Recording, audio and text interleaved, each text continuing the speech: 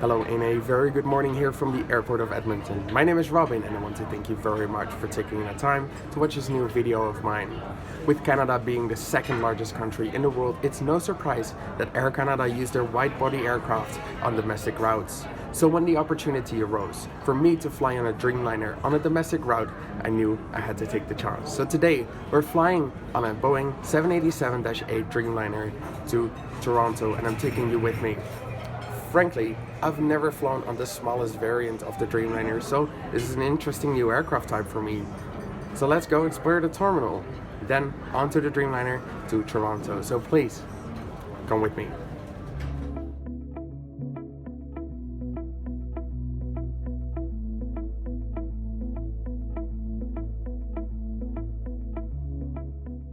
You probably wouldn't believe me if I'd say that Edmonton International Airport is Canada's largest major airport. Of course, by landmass. With 8 million passengers last year, it's Canada's 5th busiest airport. Edmonton also has Canada's most northerly 24-hour major airport.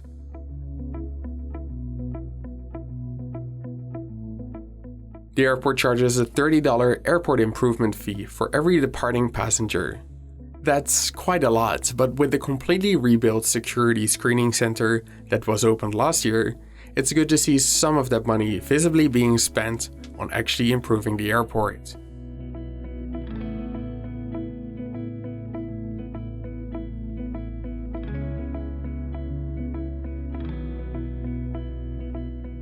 Airside has an interesting diversity of shops and restaurants, including Gretzky's Wine and Whiskey, a name that everyone who watches hockey probably knows.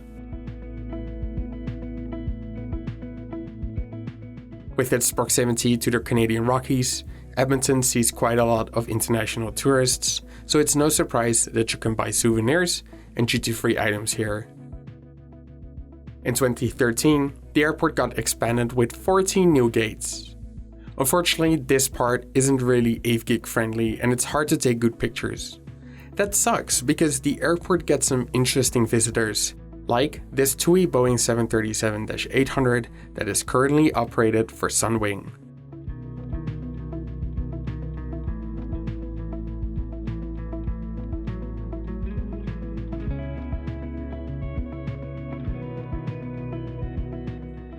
Otherwise, I really like the new part and it's sad that it's underutilized. They even have some cool art. Can you tell from what type of aircraft these wings are from?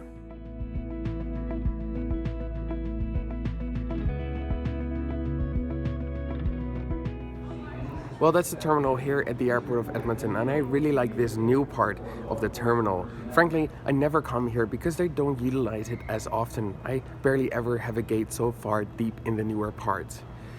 The only thing I don't like about the new part is that it's not very AVGeek friendly. There's about 3 layers between here where we can come and the ramp, so I can hardly take any good pictures of my aircraft. That's a bit unfortunate. Anyway, the aircraft is here and boarding will be announced pretty soon. So let's go to the gate and then let's go to Toronto.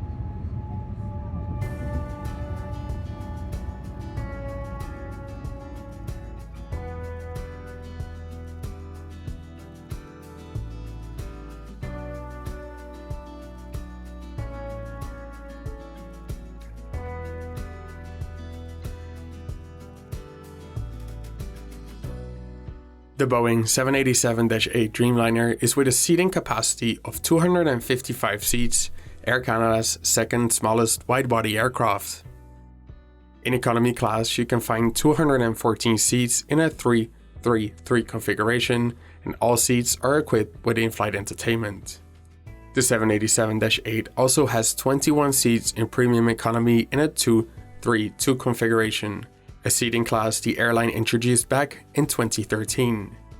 And finally, 20 lie-flat seats in business class in a 1-1 reverse herringbone configuration.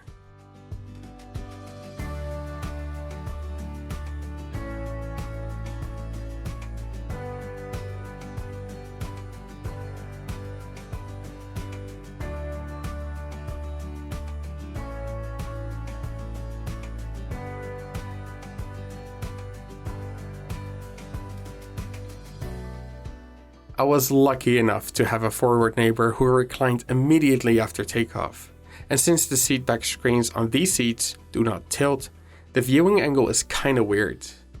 The screen does have a USB port and there's a universal power outlet, so you can charge your own devices.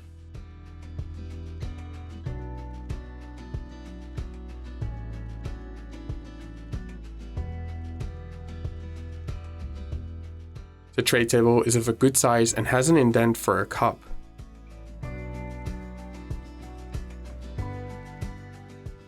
The legroom, even with the person in front of me reclined, is not bad, and I'm 6 feet.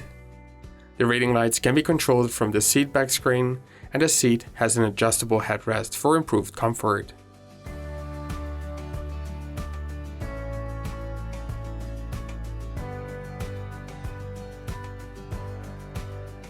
Surprisingly, the crew left the window blinds unlocked the whole flight. Air Canada doesn't shy away from reading material, but there's also a pouch you can leave some cash in to donate to charity. There's en route, Air Canada's in-flight magazine, the safety card, buy on board magazine, the onboard menu, and an advert for an aeroplane credit card.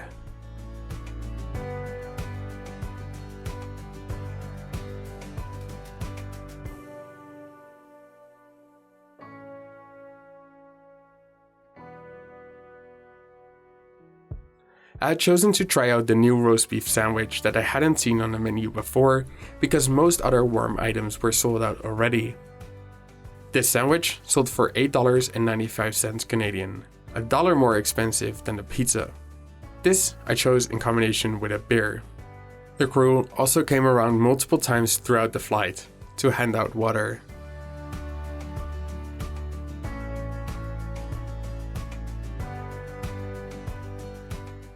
Lastly, a feature I absolutely appreciate more today than ever are a flush and a faucet with motion sensor in the lavatories. Anyway, stay watching until the end for my final 2 cents on this flight.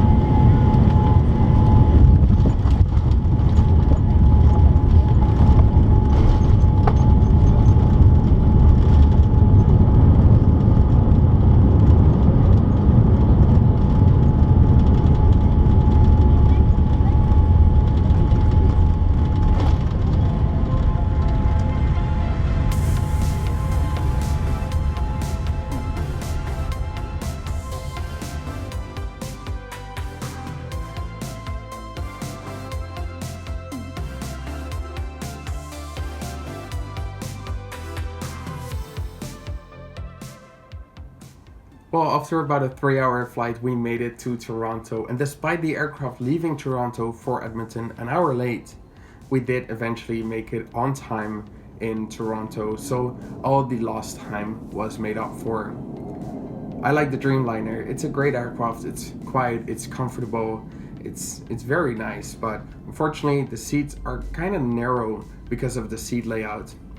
Luckily though, we didn't have someone in the middle seat today, so that gave some extra comfort. Unfortunately, that extra comfort was quickly lost because the person in front of me, my forward neighbor, immediately reclined right after takeoff, and the in-flight entertainment system, the seatback screen, doesn't actually tilt, so once your forward neighbor is reclined, you cannot properly see your screen anymore. And he stayed like that for the entire flight until we got to Toronto, unfortunately.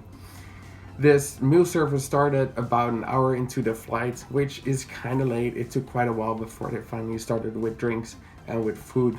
But the good thing was that they had already preheated all the meals, so whoever ordered anything warm immediately got their food, so they didn't have to wait for their food.